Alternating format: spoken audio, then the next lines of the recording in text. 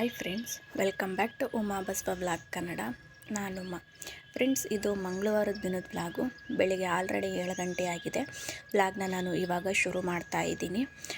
ವಿಡಿಯೋನ ಎಲ್ಲೂ ಸ್ಕಿಪ್ ಮಾಡ್ದೇನೆ ಪೂರ್ತಿ ನೋಡಿ. ಇನ್ ಕೇಸ್ ವಿಡಿಯೋ ಏನಾದರೂ ಇಷ್ಟ ಆಯಿತು ಅಂತ ಹೇಳಿದ್ರೆ ಒಂದು ಲೈಕ್ ಮಾಡಿ. ಮತ್ತು ಇನ್ನೂ ಯಾರೆಲ್ಲ ಚಾನಲ್ನ ಸಬ್ಸ್ಕ್ರೈಬ್ ಮಾಡ್ಕೊಂಡಿಲ್ಲ ದಯವಿಟ್ಟು ಸಬ್ಸ್ಕ್ರೈಬ್ ಮಾಡ್ಕೊಳ್ಳಿ. ಮತ್ತು ನಿಮ್ಮ ಫ್ರೆಂಡ್ಸು ಫ್ಯಾಮಿಲಿಗೂ ಶೇರ್ ಮಾಡಿ.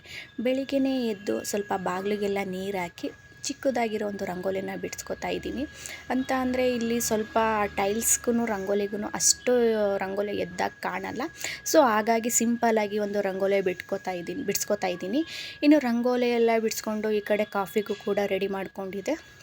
ಅದನ್ನು ಕೂಡ ಹಸ್ಬೆಂಡ್ಗೂ ಹಾಕ್ಕೊಟ್ಟು ನಾನು ಕೂಡ ಕುಡ್ಕೊಂಡು, ನಿನ್ನೆ ಅವರೆಕಾಯಿ ತಂದಿದ್ವಲ್ಲ ಅದನ್ನು ಹಾಕಿ, ಟೊಮೊಟೊ ಕೂಡ ಇತ್ತಲ್ಲ ಅದನ್ನು ಹಾಕ್ಕೊಂಡು ಟೊಮೊಟೊ ಬಾತ್ ಮಾಡ್ಕೊಳ್ಳೋಣ. ಅವರೆಕಾಯಿಗೆ ತುಂಬ ಚೆನ್ನಾಗಿರುತ್ತೆ ಅವರೆಕಾಯಿ ಯೂಸ್ ಮಾಡಿದ್ರೆ ಅಂತ ಅವರೆಕಾಯಿನೂ ಬಿಡಿಸಿ ಎತ್ತಿಟ್ಕೊಂಡಿದ್ದೀನಿ. ಕುಕ್ಕರ್ನ ಕಾಯಕ್ಕೆ ಇಟ್ಕೊಂಡು ಅದು ಕಾದ್ಮೇಲೆ ಒಂದು 2 ಟೇಬಲ್ ಸ್ಪೂನ್ ಎಣ್ಣೆನ ಆ್ಯಡ್ ಮಾಡ್ಕೊತಾ ಇದ್ದೀನಿ. ಎಣ್ಣೆ ಕಾದ್ಮೇಲೆ ಇದಕ್ಕೆ ಸ್ವಲ್ಪ ಸ್ಪೈಸಸ್ನು ಕೂಡ ಆ್ಯಡ್ ಮಾಡಿಕೊಂಡು, ಅಂದರೆ ಪಲಾವ್ ಎಲೆ, ಚಕ್ಕೆ, ಮರಾಠಿ ಮೊಗ್ಗು ಅದನ್ನೆಲ್ಲ ಆ್ಯಡ್ ಮಾಡಿಕೊಂಡು ಸ್ವಲ್ಪ ಹಸಿಮೆಣ್ಸಿಕಾಯಿ ಕೂಡ ಹಾಕೋತಾ ಇದ್ದೀನಿ. ಹಸಿಮೆಣ್ಸಿಕಾಯಿ ಎಲ್ಲ ಸ್ವಲ್ಪ ಫ್ರೈ ಆದಮೇಲೆ ಕಟ್ ಮಾಡಿ ಎತ್ತಿಟ್ಕೊಂಡಿರೋ ಈರುಳ್ಳಿನೂ ಕೂಡ ಹಾಕ್ಕೊಂಡು ಅದನ್ನು ಕೂಡ ಚೆನ್ನಾಗಿ ಬ್ರೌನ್ ಕಲರ್ ಬರೋವರೆಗೂ ಫ್ರೈ ಮಾಡಿಕೊಂಡು, ಇದಾದಮೇಲೆ ಸ್ವಲ್ಪ ಟೊಮೊಟೊನ ಕೂಡ ಆ್ಯಡ್ ಮಾಡ್ಕೊತಾ ಇದ್ದೀನಿ. ಒಂದು 5 ರಿಂದ 6 ಟೊಮೊಟೊನ ಕೂಡ ಕಟ್ ಮಾಡಿ ಎತ್ತಿಟ್ಕೊಂಡಿದ್ದೆ. ಅದನ್ನು ಕೂಡ ಹಾಕ್ಕೊಂಡು ಅದು ಸ್ವಲ್ಪ ಸಾಫ್ಟ್ ಆಗೋಷ್ಟರಲ್ಲಿ ಮಸಾಲೆ ರುಬ್ಕೊಬಿಡೋಣ ಅಂತ ರುಬ್ಕೋತಾ ಇದ್ದೀನಿ. ಇದಕ್ಕೆ ಒಂದು ಟೊಮೊಟೊ ಹಣ್ಣು, ಒಂದು 4 ಎಸಳು ಬೆಳ್ಳುಳ್ಳಿ, ಸ್ವಲ್ಪ ಶುಂಠಿ, ಸ್ವಲ್ಪ ಪುದೀನ ಸೊಪ್ಪು, ಸ್ವಲ್ಪ ಕೊತ್ತಂಬರಿ ಸೊಪ್ಪು ಮತ್ತು ಒಂದು 2 ಹಸಿಮೆಣ್ಸಿನ್ಕಾಯಿ ಹಾಕಿ ಇದಕ್ಕೆ ಸ್ವಲ್ಪ ನೀರು ಹಾಕಿ ನುಣ್ಣಗೆ ಪೇಸ್ಟ್ ಮಾಡಿ ಎತ್ತಿಟ್ಕೊಂಡಿದ್ದೀನಿ. ಈ ಕಡೆ ಟೊಮೊಟೊನ ಕೂಡ ಫುಲ್ಲು ಸಾಫ್ಟಾಗಿ ಎಣ್ಣೆ ಕೂಡ ಬಿಡೋಕ್ಕೆ ಸ್ಟಾರ್ಟ್ ಆಗಿತ್ತು. ಈ ಟೈಮಲ್ಲಿ ತೊಳೆದು ಎತ್ತಿಟ್ಕೊಂಡಿರೋ ಅವರೆಕಾಯಿ ಕೂಡ ಆ್ಯಡ್ ಮಾಡ್ಕೊತಾ ಇದ್ದೀನಿ. ಇವಾಗ ಸ್ವಲ್ಪ ಅವರೆಕಾಯಿ ಸೀಸನ್ನು ಮುಗಿತಾ ಬರ್ತಿದೆ. ಸೊ ಹಾಗಾಗಿ ಸ್ವಲ್ಪ ಅಂದರೆ ಒಂದೊಂದು ಕಾಯಿಗಳಲ್ಲಿ ಸ್ವಲ್ಪ ಚಿಕ್ಕದು ಅಟ್ಟೆ ಅಂತ ಬರ್ತದಲ್ಲ, ಆ ಥರ ಸಿಗ್ತೈತೆ. ಎಲ್ಲ ಚೆನ್ನಾಗಿರೋ ಕಾಯಿಗಳು ಬರ್ತಾಯಿಲ್ಲ. ಇದೆಲ್ಲ ಸ್ವಲ್ಪ ಸೀಸನ್ ಮುಗಿತಾ ಬರ್ತಿದೆಯಲ್ಲ ಅದಕ್ಕೋಸ್ಕರ. ಇನ್ನು ಅದನ್ನು ಕೂಡ ಹಾಕ್ಕೊಂಡು ಮಸಾಲೆನೂ ಹಾಕ್ಕೊಂಡು ಇದಕ್ಕೆ ಸ್ವಲ್ಪ ಧನಿಯಾ ಪೌಡ್ರು, ಅಂದರೆ 1 ಟೇಬಲ್ ಸ್ಪೂನಷ್ಟು ಧನಿಯಾ ಪೌಡ್ರು, ಒಂದು 1/4 ಟೇಬಲ್ ಸ್ಪೂನಷ್ಟು ಗರಂ ಮಸಾಲೆ ಹಾಕ್ಕೊಂಡು ಇದನ್ನು ಕೂಡ ಮಿಕ್ಸ್ ಮಾಡಿಕೊಂಡು, ಸ್ವಲ್ಪ 1-2 ಟೇಬಲ್ ಸ್ಪೂನಷ್ಟು ಮೊಸರನ್ನು ಕೂಡ ಆ್ಯಡ್ ಮಾಡಿಕೊಂಡು ಇದಕ್ಕೆ ಒಂದು ಅರ್ಧ ಗಂಟೆ ಮುಂಚಿತವಾಗ್ಲೇ 1 ಗ್ಲಾಸಷ್ಟು ಅಕ್ಕಿನ ತೊಳೆದು ನೆನೆಸಿ ಎತ್ತಿಟ್ಕೊಂಡಿದ್ದೆ, ಅದನ್ನು ಕೂಡ ಹಾಕೋತಾ ಇದ್ದೀನಿ. ಇದಾದಮೇಲೆ ಅಕ್ಕಿ ಮತ್ತು ಮಸಾಲ ಹಿಡಿಯೋ ಥರ ಎಲ್ಲನೂ ಚೆನ್ನಾಗಿ ಮಿಕ್ಸ್ ಮಾಡಿಕೊಂಡು, ಇದಾದಮೇಲೆ ಕಣ್ಣಳತೆಲಿ ಸ್ವಲ್ಪ ಎಷ್ಟು ನೀರು ಬೇಕೋ ಅಷ್ಟನ್ನು ಹಾಕೋತಾ ಇದ್ದೀನಿ. ಅಂದರೆ ಈಗ 1 ಲೋಟ ಅಕ್ಕಿ ತೊಗೊಂಡ್ರೆ ಅದಕ್ಕೆ 2 ಲೋಟ ನೀರು ಹಾಕ್ತಿದ್ದೆ. ಇವಾಗ ಕಣ್ಣಳತೆಲೆ ಎಷ್ಟು ನೀರು ಬೇಕೋ ಅಷ್ಟನ್ನು ಆ್ಯಡ್ ಮಾಡಿಕೊಂಡು ರುಚಿಗೆ ತಕ್ಕಷ್ಟು ಉಪ್ಪು ಹಾಕ್ಕೊಂಡು ಒಂದು ಕುದಿವರೆಗೂ ಬಿಡ್ತಾ ಇದ್ದೀನಿ. ಈ ಟೈಮಲ್ಲಿ ಒಂದು ಸ್ವಲ್ಪ ತುಪ್ಪ ಹಾಕೋತಾ ಇದ್ದೀನಿ ಮತ್ತು 1 ಟೇಬಲ್ ಸ್ಪೂನಷ್ಟು ನಿಂಬೆ ರಸ ಯೂಸ್ ಮಾಡಿಕೊಂಡು ಲಿಡ್ನ ಕ್ಲೋಸ್ ಮಾಡಿ ಒಂದು 2 ವಿಷಲ್ ಬರ್ಸ್ಕೊಂಡಿದ್ದೀನಿ. ವಿಷಲ್ ಕೂಡ ಹೋಗಿ ಕುಕ್ಕರ್ ಕೂಡ ತಣ್ಣಗಾಗಿದೆ. ತುಂಬಾ ಟೊಮೊಟೊ ಬಾತ್ ಅಂತೂ ತುಂಬಾ ರುಚಿಯಾಗಿ ಬಂದಿತ್ತು. ಅಂದರೆ ಮಸಾಲೆನ ನಾನು ಜಾಸ್ತಿ ಆ್ಯಡ್ ಮಾಡಿಲ್ಲ, ಯಾಕೆಂದರೆ ಇವಾಗ ಬೇಸಿಗೆ ಟೈಮ್ ಅಲ್ವಾ, ಜಾಸ್ತಿ ಮಸಾಲೆ ಯೂಸ್ ಮಾಡಿದ್ರೆ ಒಂಥರ ಕುತ್ತಿಗೆ ಉರಿ, ಗಂಟ್ಲುರಿ ಥರ ಆಗಿಬಿಡುತ್ತೆ. ಸೊ ಹಾಗಾಗಿ ಸ್ವಲ್ಪ ಮಸಾಲೆ ಹಾಕ್ಕೊಂಡಿದ್ದೀನಿ ಅಷ್ಟೇ. ಟೊಮೊಟೊ ಬಾತ್ ಅಂತೂ ತುಂಬಾ ರುಚಿಯಾಗಿ ಟೇಸ್ಟಿಯಾಗಿ ಬಂದಿತ್ತು. ಸಿಂಪಲ್ಲಾಗಿ ಮಾಡ್ಕೊಂಡಿದ್ದೆ ನಾನು, ಎಕ್ಸ್ಟ್ರಾ ಸ್ಪೈಸಸ್ನ ಏನೂ ಆ್ಯಡ್ ಮಾಡ್ದೇ. ಇನ್ನು ಹಸ್ಬೆಂಡ್ ಕೂಡ ಶಾಪಿಗೆ ಹೋಗಿದ್ರು, ಅವ್ರಿಗೂ ಕೂಡ ತಿಂಡಿ ತೊಗೊಂಡು ಹೋಗಬೇಕಿತ್ತು. ಟೈಮ್ ಆಲ್ರೆಡಿ 9:30 10 ಗಂಟೆ ಆಗಿಬಿಟ್ಟಿತ್ತು. ಸೊ ಹಾಗಾಗಿ ನಾನು ಇದಕ್ಕೆ ರಾಯ್ತ ಏನು ಮಾಡ್ಕೊಂಡಿರಲಿಲ್ಲ, ಸ್ವಲ್ಪ ತೆಂಗಿನಕಾಯಿ ಚಟ್ನಿನೇ ಮಾಡ್ಕೊಂಡಿದ್ದೆ.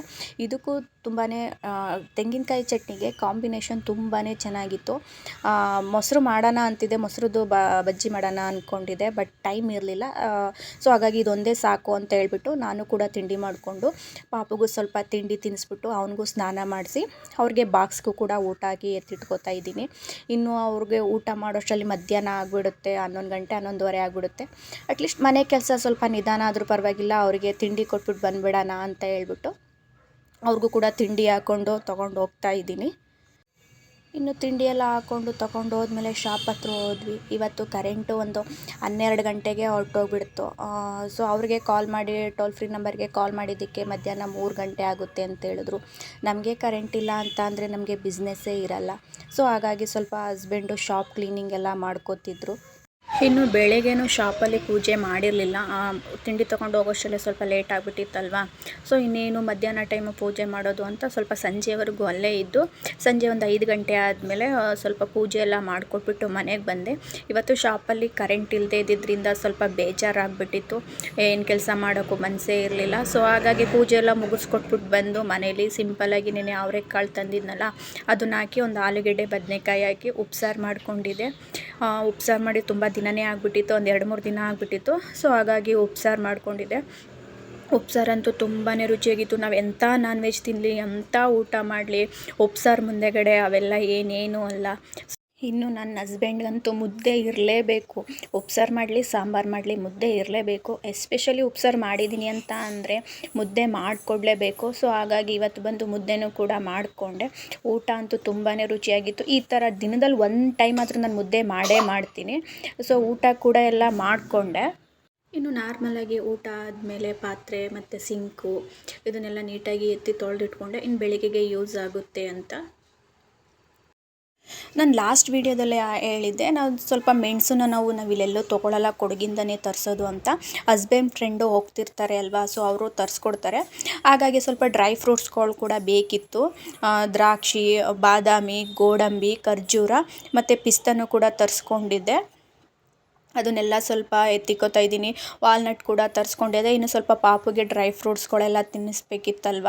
ಸೊ ಹಾಗಾಗಿ ಇಲ್ಲಿ ಸ್ವಲ್ಪ ರೇಟ್ ಜಾಸ್ತಿ, ಅಲ್ಲಿ ಕ್ವಾಲಿಟಿನೂ ಚೆನ್ನಾಗಿರುತ್ತೆ, ಕ್ವಾಂಟಿಟಿನೂ ಚೆನ್ನಾಗಿರುತ್ತೆ.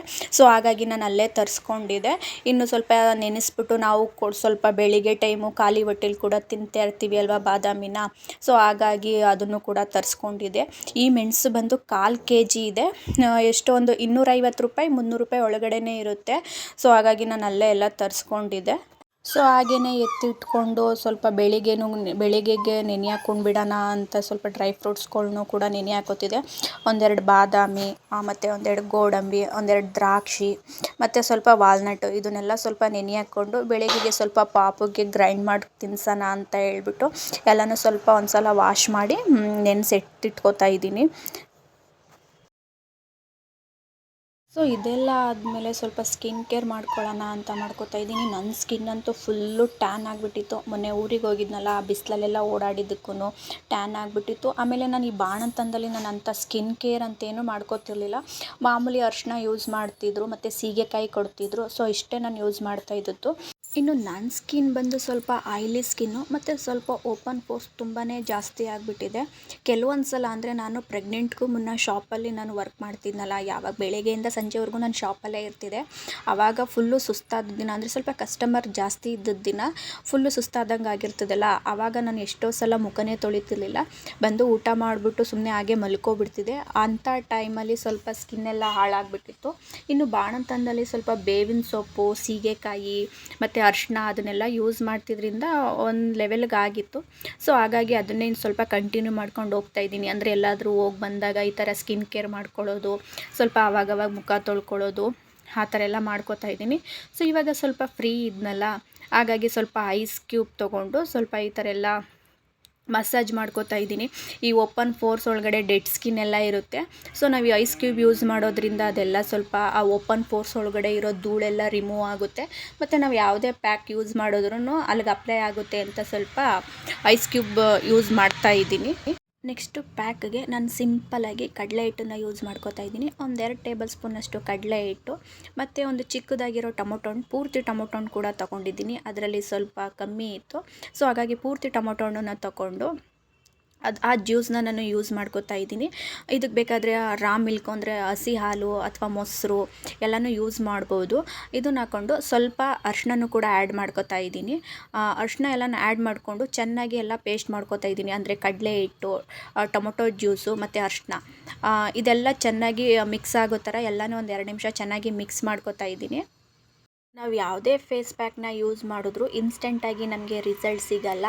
ಆವಾಗವಾಗ ಯೂಸ್ ಮಾಡ್ತಾನೆ ಇರಬೇಕು. ಅಂದರೆ 15 ಡೇಸ್ಗೆ 1-2 ಟೈಮ್ಸೋ ಇಲ್ಲ ವೀಕ್ಲಿಗೆ 2 ಟೈಮ್ಸೋ ಯೂಸ್ ಮಾಡಬೇಕು.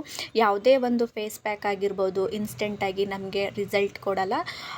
ಆವಾಗವಾಗ ನಾವು ಯೂಸ್ ಮಾಡ್ತಾನೇ ಇರಬೇಕು. ಒಂದು ಸಲ ಯೂಸ್ ಮಾಡಿಬಿಟ್ಟು ನಾವು ತಕ್ಷಣ ಬೆಳಗಾಗ್ತೀವಿ ಅನ್ನೋದು ಸುಳ್ಳು. ಅದು ಒಂದು ವೀಕ್ಲಿಗೆ ಒಂದು ಸಲ ಅಥವಾ 15 ಡೇಸ್ಗೆ ಒಂದು ಸಲನಾದ್ರೂ ಯೂಸ್ ಮಾಡ್ತಾನೇ ಇರಬೇಕು.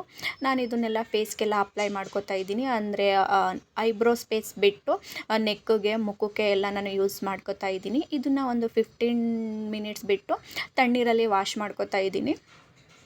ಮತ್ತು ವಾಶ್ ಮಾಡ್ಕೊಂಡಾದಮೇಲೆ ಯಾವುದಾದ್ರೂ ಒಂದು ಮಾಯ್ಶ್ಚರೈಸರ್ನ ಯೂಸ್ ಮಾಡಬೇಕು. ಇಲ್ಲ ಡೈರೆಕ್ಟಾಗಿ ಹಾಗೆ ಬಿಟ್ಬಿಟ್ರೆ ಸ್ವಲ್ಪ ಫೇಸು ಮತ್ತೆ ಹಾಳಾಗೋ ಚಾನ್ಸಸ್ ಇರುತ್ತೆ.